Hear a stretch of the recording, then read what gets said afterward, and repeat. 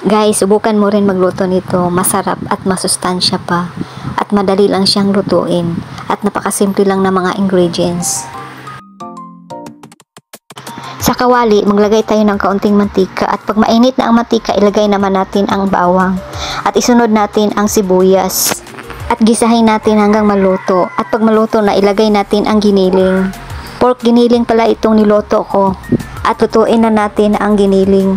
Pagkatapos na maluto, maglagay tayo ng kaunting asin at paminta powder.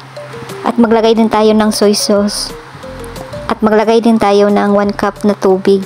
At maglagay din ng tomato sauce, yung 1 pack na maliit. At maglagay din ako ng peanut butter. At maglagay din ng pork cubes.